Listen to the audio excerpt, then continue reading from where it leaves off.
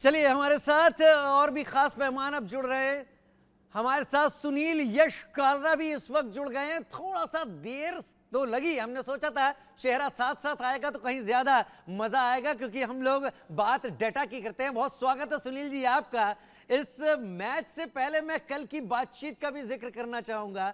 ऋषभ पंत को लेकर राजकुमार शर्मा सर एकदम बैंग ऑन टारगेट थे और ऋषभ ने वही किया भी कल। बाद में आगे की बात सुनील। देखिए, दुरुस्त है, पहले ये बात है। दूसरी बात आपने ऋषभ पंत की कही है, बहुत इंटरेस्टिंग बात बोली है आपने। और कोच साहब ने तो इनको शुरू से देखा हुआ, एक अलग पर्सनालिटी है, बड़ा लेवल का प्लेयर है। जो कल बात की जिगरा है, ये सारी चीज़ें के अलावा एक चीज़ है कि वो बहुत ही नटखट और कॉमेडियन है। मैं अभी रोहित शर्मा का इंटरव्यू इनफैक्ट 3 घंटे पहले आया, वो देख रहा था कि वो कहता है कि ये अगर मुझे कभी हंसना होता है, मुझे अगर कभी एंटरटेनमेंट लाइफ में करनी होती है, तो मैं सीधा ऋषभ पंत को कॉल करता हूँ। और यही बात कुछ हमारे कोच साहब ने भी आज से हफ्ते 10 दिन पहले कही थी कि वो इतना एंटरटेनिंग है, वो स्ट्रेस फ्री कर देता है। और उसका नाम राजकुमार साहब की ज़बानी सुन लेते हैं कि उन्होंने निक नाम दोबारा उनका क्या रखा था, ताकि हमें पता चल जाए। और ये रोहित शर्मा की बात है कि उनको एंटरटेन सिर्फ एक ही बंदा करता है जब वो डाउन होता है, वो है ऋषभ पंत। सर, आपकी कुछ पर्सनल एनेक्डोट्स ऋषभ के साथ? बहुत सारे हैं। देखिए सुनील, मैंने बताया था ऋषभ पंत का करियर ही मेरे अंडर स्टार्ट हुआ था, अंडर 19। तब मैं दिल्ली का कोच था और वहीं से शुरुआत की थी ऋषभ पंत ने। और वहीं पर नजर आ गया था कि इमेंसली टैलेंटेड क्रिकेटर है वो, एक नेचुरल उनके पास गिफ्ट है, नेचुरली टैलेंटेड है वो। और ये उन्होंने दिखाया भी। थोड़ा सा फिटनेस पे उन्हें हमेशा काम करते रहना होगा, क्योंकि एक टेंडेंसी है उनकी वेट पुट ऑन करने की। और इस पे अब वो जागरूक हैं और अच्छी फिटनेस कर रहे हैं, इसीलिए अब वो फिट भी नजर आ रहे हैं। और गेम तो उनका जैसा है उन्होंने हमेशा दिखाया है इंटरनेशनल लेवल पर भी। सर, ये तो बैटिंग की बात हो गई है, बट पर्सनालिटी की अगर 30 सेकंड में आपको उनका कौन सा रोमांचक और बड़ा एंटरटेनिंग एपिसोड याद आता है, स्पेशली टीम प्रैक्टिस में? बहुत सारे। वो शैतान है और मस्ती करता है, जो कि बहुत अच्छी बात है। स्ट्रेस फ्री खुद रहता है और बाकी टीममेट्स को भी अपने स्ट्रेस फ्री रखता है वो। और सब लोग, वो बहुत खुशदिल इंसान है और इसीलिए वो उनकी बैटिंग में भी रिफ्लेक्ट करता है। अगर आप देखें जिस तरह का उनका नेचर है, वो उनकी बैटिंग में भी, ही इज नॉट बॉदर्ड कि टीम की क्या सिचुएशन है, he has to play strokes, तो वो अपने स्ट्रोक, और इसीलिए वो इतना सक्सेसफुल भी है। चलिए आंकड़ों का पिटारा खोल दीजिए जी। और आंकड़ों का पिटारा, स्टैटिस्टिक्स अगर सामने आ जाएं तो आज के मैच में क्योंकि इसके पहले भी हम इसी मैदान के बारे में बात कर चुके हैं, मुल्लापुर के मैदान के बारे में, आज का मैदान किस तरीके से रिएक्ट कर सकता है और प्लेयर आज इस कंडीशन में क्या फायदा उठा सकते हैं? देखिए, सबसे पहले इंपॉर्टेंट बात यह है कि इसमें अवे टीम्स ने स्ट्रगल किया है पावर प्ले के अंदर, और दोनों मैचेस जो यहाँ पे हुए हैं वो लास्ट ओवर तक हुए। इसका मतलब है ये पिच, चाहे आप पहले बैटिंग करो या सेकंड करो, आखिरी ओवर तो जरूर लेके जाएगी। ये पास्ट उसकी दिखाता है। रबाडा और अर्शदीप की रहेंगे इसके अंदर, पंजाब के अंदर पावर प्ले पे, considering slow run rate I है ऑपोजिशन में। अर्शदीप ने 4 विकेट्स लिए, बॉलिंग इकोनॉमी ऑफ 808, और रबाडा की 8.33।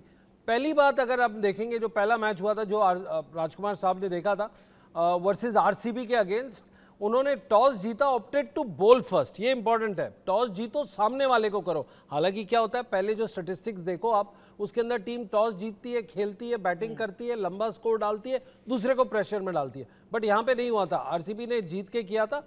एंड उनकी रन रेट रही है पहले 6 ओवर में 8.33। इसमें एक छोटी इंटरेस्टिंग बात है, अगर आप देखोगे जैसे विस्फोट होता है पहले पावर प्ले में, इसके अंदर 7.8 और 8 के बीच में ही घूमती है। मतलब 50 के अंडर आपके दोनों मैचेस आपके पावर प्ले में घुसे।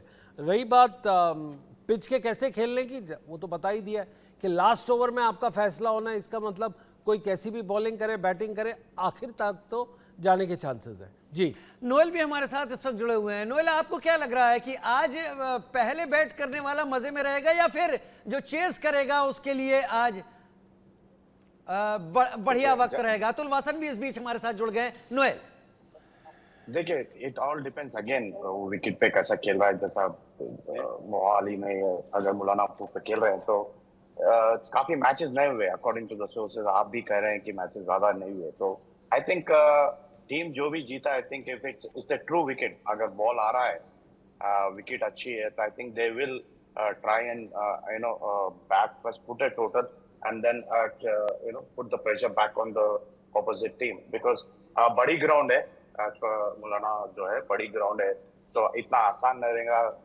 उतना छक्के मारेंगे, बट आजकल की नौजवान जो बैट्समैन है और जो बल्ले मिल रहे हैं, तो I think it is going to be even match, and I feel though the team which wins will approximately go into bat.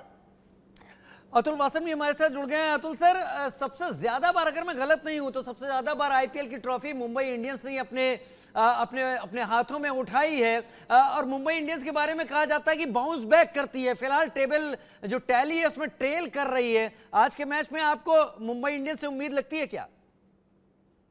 हाँ, मुझे लग रहा है कि प्लेयर्स अच्छे हैं उनके, पर दिक्कत दो तीन जगह ये रही है कि देखिए हार्दिक पांड्या की फॉर्म जो है ना बॉलिंग से, एक यहाँ सिर्फ मुंबई इंडियंस के लिए वरी नहीं है, एक मुझे लगता है आगे आने वाले T20 के लिए भी वरी है, क्योंकि एक बहुत बड़ा क्रूशियल हिस्सा है हमारी इंडियन टीम के सेटअप के लिए T20 में हार्दिक की बॉलिंग।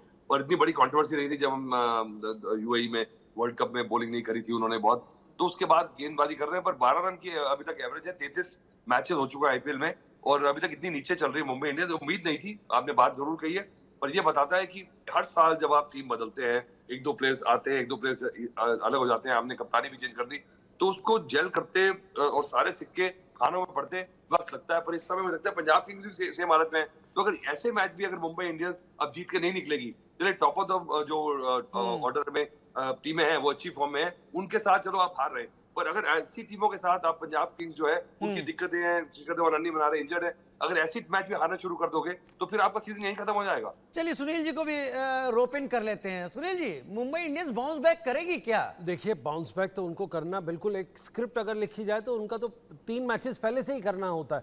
पर अतुल ने एक बहुत इंटरेस्टिंग बात बोली है कि हार्दिक अंडर प्रेशर आ रहा है। जब आपका कप्तानी ऐसे अंडर प्रेशर आएगा, पर हमारी बात हो रही है उसकी बॉलिंग और बैटिंग पे। मैं एक कप्तानी पे बड़ा राजकुमार साहब को इस डिस्कशन में लाऊंगा और फिर अतुल वासन को भी लाऊंगा इस डिस्कशन में।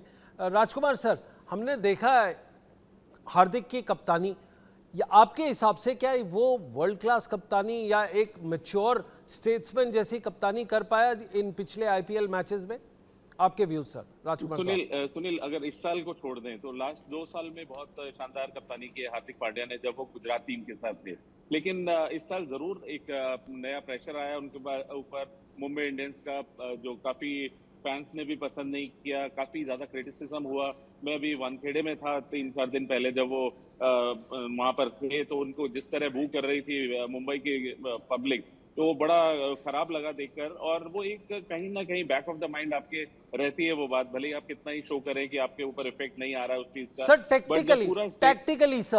टैक्टिकली उन्होंने कितनी मिस्टेक्स की आपके हिसाब से? क्योंकि आपने बड़ा पैनी नजर रखी है, और फिर अतुल को भी लाएंगे इस डिस्कशन में। सर राजकुमार साहब, देखिए उनसे काफी गलतियां हुई उस मैच में भी। आपको याद हो, श्रेयस गोपाल ने एक विकेट लिया, उन्होंने 8 या 9 रन दिए थे। उसके बाद पूरे मैच में उन्होंने उनसे गेंदबाजी नहीं कराई, और एंड में वो खुद लास्ट के 2 ओवर करने आए और पूरी तरह उनकी पिटाई हुई। तो काफी गलतियां तो की। मैं वही कह रहा हूँ ना, एक जब आप बिल्कुल फ्री नहीं होते हो, जब आप पूरी तरह कंट्रोल में नहीं होते हो, पब्लिक आपके अगेंस्ट है, फैंस आपके अगेंस्ट हैं, आप कहीं ना कहीं आपको दिमाग में चल रहा है कि मुझे अच्छा करना है, तो वो एक प्रेशर शायद अभी हार्दिक पांड्या के ऊपर है। अतुल वासन, उनके आपको इस डिस्कशन में लाना चाहेंगे आपको, जो बॉलिंग टैक्टिकल जो उन्होंने किए, बुमराह को कभी रोक के खेले हैं, कभी अपने ओवर्स पे ज्यादा रन पड़े, आपके क्या व्यूज है उनकी एज अ बॉलिंग चेंजेस के लिए? देखिए, मुझे लगता है कि देखिए अब ऐसे गेंदबाज उनके पास हैं। देखिए अब बुमराह जैसे, अब उसको बुमराह की अब इकोनॉमी देखो, T20 में भी 6 रन की उसकी इकोनॉमी रेट है, और अगर सेकंड मैच देखा जाए रबाडा है, मेरे को लगता है 7 पॉइंट कुछ पे, तो उसको कितना यूज करेंगे आप? उसको हर बार आप सोचेंगे वो विकेट ले ले और रन भी रोक दे, पर 4 ही ओवर कर सकता है वो, तो आपको बाकी जो सपोर्ट स्टाफ है, और ट्रेंट बोल्ट हमेशा से विकेट लेते थे उनकी नई बॉल से, अब वो क्या हो गया, एक भी वीक लिंक हो जाता गेंदबाजी में, तो वो पूरी स्ट्रेटेजी है, पर वो बल्लेबाजी भी बैकअप नहीं कर रही है। अब हमने इतनी कॉन्ट्रास्टिंग मैचेस जो देखे हैं, 2 दिन पहले 223 रन चेज हो गए, कल 90 रन नहीं बने, तो ये कंट्रास्टिंग में क्या और इरेटिक प्ले हो रहा है और मुझे लगता है कि टीम्स क्या कर रही हैं कि कई बार एक बार जब बैकफुट पे आती हैं या हाथ से निकलता है मैच तो बिल्कुल ही या तो क्लैप्स कर रही हैं या बिल्कुल चढ़ते चले जा रहे हैं क्योंकि पता है कि भैया आज अगर हम बनाएंगे तो हमारे गेंदबाज खाएंगे भी। तो मुंबई की प्रॉब्लम ये है कि दे आर नॉट श्योर कि उनका स्ट्रॉन्ग पॉइंट क्या है। अभी तक हाफवे मार्क आने वाला है